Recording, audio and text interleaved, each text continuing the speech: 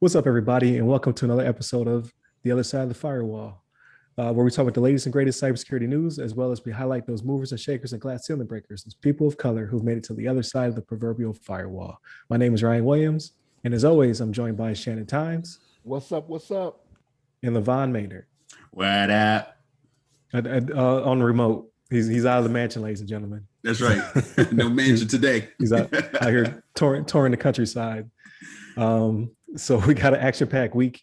I guess if this week had a theme, it would be cybercrime, and I guess whether it pays or doesn't pay, that's open to interpretation. But today we'll talk about some measures that the Department of Justice took. Then tomorrow we'll get into the FBI, and then on Thursday, because that's SP's Wednesday. On Thursday, we'll talk about a win for the FBI, as well as another company, JBS, paying that money. So make sure you tune in all week. But without further ado, I'll give it to you, LeVon. Yes, sir. So this week looks like we have or today, should I say, we have an article from the Hackers News. The article goes by the name of, or is titled as U.S. Authorities Shut Down Slilpp, which is SLILPP, which is the largest marketplace for stolen logins. And this is by Ravi Lakshmanan. And so basically in this article, this talks about how the U.S. Department of Justice on Thursday said it disrupted and took down the infrastructure of the underground marketplace known as Slilpp that specialized in trading stolen login credentials as a part of an international law enforcement operation. So essentially the Department of Justice kind of joint effort with Germany, Netherlands, and Romania, and commandeered a set of servers hosting its infrastructure, as well as multiple domains that the group operated. So in this Slilpp, which is just a crazy term for the organization, they had basically like a marketplace where people can go in there and purchase like stolen login accounts belonging to at least 1,400 companies worldwide, and they offering for sale more than 80 million plundered usernames and passwords for bank accounts, online payment accounts, mobile phone accounts, retailer accounts, and other online accounts, which were abused to conduct unauthorized transactions, such as wire transfers from related accounts. So this was pretty much a like I mentioned, a joint effort from some of our partner countries to find this group, pretty much shut them down, because I'm sure there's plenty of U.S. Accounts that were compromised. We hear about it every day that people lose access to their account, or you hear like I know even myself, I had like issue with my Netflix account where all of a sudden the password got changed. Like somebody had got access to the account and logged in and changed the password, but we were able to recover because we saw like a notification on our like an email. But a lot of these people maybe have accounts out there they don't monitor, they don't keep track of, and then they end up in this marketplace, and all of a sudden they get sold out to somebody, and somebody starts using them, abusing them, either to take some money out or use it for their own personal gain. If it's something simple like Netflix, I mean, of course I guess they could watch some things for a little bit until they get found out, but it's more important if they get these banking accounts and things of that nature. But it looks like the article continues to say something to the effect that the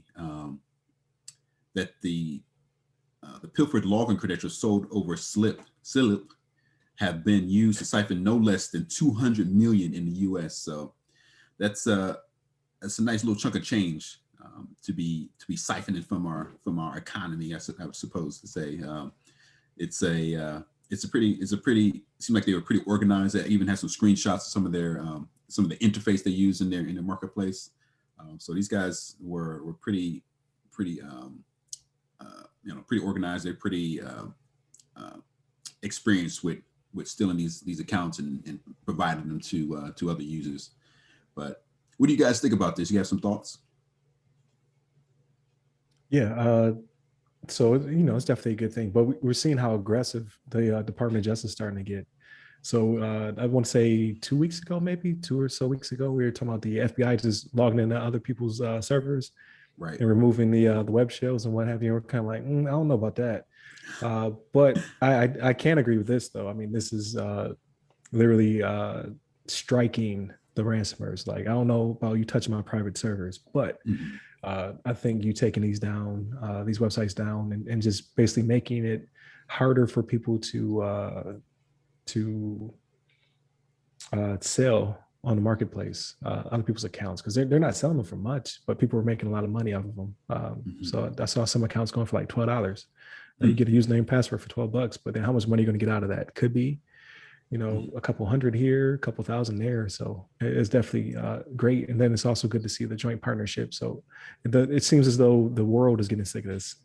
So you see a lot of collaborations, which we'll talk about throughout the week as well. Just trying to shut these things down. So I will lead the week off by saying that it's looking like it's less and less profitable to be on the hacker side. But as we go through the week, that may change. But what about you, Shannon? So here's the thing. I'm going to say this. I know how it's going to sound, but this may be a good thing that came out of COVID. Okay. And here's why I say this, right? So this was established Slilpp was established in 2012, right? So you had President Obama's DOJ, you had President Trump's DOJ. Now we're into President Biden's DOJ before something actually happened and they went out and took care of this problem. Now, did they take care of this problem because those idle hands were getting rich, right? Like, is that one of the things where if we would not have had, let's say the pandemic wouldn't have happened and people wouldn't have been, like, this ransomware would not have been as out of control and profitable as it was. Let's admit it was, right? We've done stories on it, $90 million in 9 months and the like, right? This one, right, 200 million or whatever it was. But so is it that we finally just got tired of it because we got tired of it, or because the idle hands doing the work of the devil forced our hand, right? Like which one is it? You know what I'm saying? Because again, it went from 2012. Now in this current administration, we're seeing them sink money into cybersecurity, $1 billion at least, right? And I know that is only going to get higher. Could it have been the SolarWinds? Was the SolarWinds attack the one that sparked it back in November or December, I think it was? Yes. 2020? Yeah. So was it the SolarWinds attack that was finally like, okay, we definitely got to do something about this because, of how far reaching it was. But I'm not going to say I'm against this, right? Like you had your story about your Netflix account, LeVon. I had a Buffalo Wild Wings about a month ago. Like all of a sudden I started getting these emails where my points were getting used up. And I was like, wait a minute, I'm not eating no Buffalo Wild Wings. Right. What's going on? It took me a little while. I got a big family here that I feed, so I accumulate a lot of points when we do decide to do that. You know what I mean? So I started seeing these emails. The first one was that my information had changed, and I was like, oh man, I was like, what is going on here? So as I researched into it, I logged into the account, and it had the person's name that they changed it to and everything. Now, I'm not gonna say it was a hacker thing, right? Because the phone number was only one number off from my phone number, right? But the last number was different, and if you look on a number pad, they're right above each other. The numbers that were different, right? So I'm thinking maybe what happened was maybe like they got a reset or something. Maybe they called in or did something, and because the information was so close to mine, I think it was an error on the corporate side, right? Like, oh, okay, well, here's the number, and it just ended up being mine. But I submitted my complaints. I changed my password first off. Right. I was like, look, I don't want no more of my stuff getting, because like they went and used a bunch of my stuff, right? They went and used a bunch of my points that are taking me forever to accumulate. Right. I can't get no free wings now. Right. Like, the valuable points. Right. So I submitted, complaints and whatnot, and I actually got a survey about that visit. And like, it was a visit in Texas or something like that. The person was from Texas. And I was like, no, I was very dissatisfied with this visit because of this. Like I'd already written in and said, hey, I think there was a mistake. So I noticed that points started trickling back into my account again. I don't know if they're investigating it or what, but I'm not where I was before it all happened. But just to put a funny story out there. Right. Again, I don't know if it was a Slilpp thing, but it happened long ago either. But no, this is a good thing, right? Because it's one of those things where, especially when it comes to your financial institutions, like we take those a lot more serious, right? If we start seeing money coming out of our account, all of a sudden it's a really big deal, right? And this is Right. one of those things I mentioned this a few weeks ago, even that I don't use my debit card as much anymore when I go out. You know what I'm saying? Because like for me, it's one of those things where okay, if I lose money out of my checking and my savings, I'm like Kevin Hart, I got a checking and a savings, right? So if Right. I lose money out of my checking and my savings, it's a little bit harder for me to get by with that, right? Like with losing all of that, you know what I'm saying? So if it's a credit card that does it, I worry a little bit less, right? Because the companies don't mind reversing transactions on those when you call them in and say, hey, this is fraud or whatever. They'll Right. reverse it. It's no money lost to me, right? I can still Mhm. pay my bills and do what I need to do because it wasn't my banking information. But yeah, it's Right. just one of those things where as time went on and I started reading more and more, I was like, man, I should probably keep my debit card out of the ether. Right. Right. Mm. Keep it out of there. But no, this is a good thing. This is, I mean, I'm glad it happened. This is not to say that another company is not going to be established in 2021. It's going to take their spot, right? We just don't have the resources. We don't have the resources, even though this was not just us, right? We don't have the resources to go after every company out there that's doing these types of things. But this is a good thing that we got one that's been operating for 9 years now. Um, out of the game. Right. So yeah, Right. One less to worry about. exactly, exactly. Yeah, yeah, it's definitely a win. I use my debit card a little bit, but now I'm overseas. Everybody takes the what is it called? NFC. So I'm paying through my Mm. app, my Apple Wallet or whatever. So I feel a little bit Right. more comfortable with that because can't Yeah. really skim it. But Right. since we telling stories, I want to say a couple months ago, um, my wife happened to use it at a gas station she's never used before, and money started coming out the account. Oh. So they quickly fixed it, reissued another card, but it must have been a skimmer on Yeah. one of the pumps. So yeah, so it's still low tech crime still out there, still get you.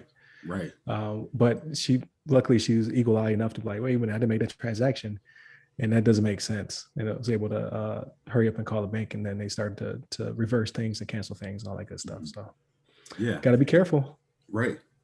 And on that note as well, I recently went to a gas station, thought about it. I mean, I know they've been doing it for a while now, but I noticed on gas station pumps, they have the credit cards, but now they have like indicators that kind of show you that it's the legit credit card reader. They might have like little lights on it that show you that it's actually Oh, okay. has like a green light and has some like little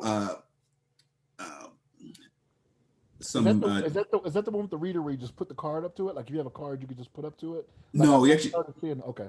no, you actually still slide it, even though I think they do have those as well, but the ones I was talking about, they actually have like it looks almost like all metal. Because I went to like a Wawa while I was here, and I noticed that it was kind of high tech card scanner because it actually will show you like a little green light and shows like a lock symbol to kind of show you that it's actually like the legit credit card scanner. And I've seen this before, like over the last year or so, or for a while now. But I think it's becoming a thing where they're trying to make sure that they don't have like kind of janky looking card readers that are just kind of like, like pretty much like the skimmers be using, because they just put like something on top of the card reader that's already Right. there. And so that you swipe it and give you, it gets your credit card information. But now they have like a legit looking like scan, like scanner, swiper, or whatever. And it has like a lock symbol on it. It has like a green indicator that shows you that it's like I don't know, it's in good status, and some other stuff. So it's kind of they're trying to help prevent that from happening in the future. I guess some of the gas stations are kind of getting wise. So I guess it depends on which gas station you go to. I'm sure some of the ones that are like less developed or something that are still kind of like the mom and pop shops that they may not have those updated like scanners, but at least the Wawa I went to was pretty legit. So it kind of makes you feel a little bit more comfortable using your card there. And Wawa's a major chain, you know what I mean? Yeah. So like they're one of the ones that can invest that money into it. But like you said, with the mom and pop places, it's kind of like, Right. you gotta hope it's still good. Right. Those places that still have the gas stations that have the rolling. Yeah. Right. rolling numbers thing on them, you know what I mean? Yeah. Right. Exactly. You might find one or two of those out in the more rural areas. You know what I mean? Right. Right. Right. Yeah, I gotta try That's to find very true. I gotta try to find a picture. I'll send you guys if I can get one. But it looks it's pretty legit. It definitely helps you feel better about putting your card in there. in the scanner. Okay. Yeah, definitely. I definitely like to check it out because well, I've been gone for a little bit though, so I might come back home and we got it too. But yeah, it's definitely a good thing. It's going to be a trend for the rest of the week. So please continue to tune in to the show. Tomorrow, we're going to discuss some FBI tactics that are pretty hilarious, unless you're a criminal who got arrested due to it.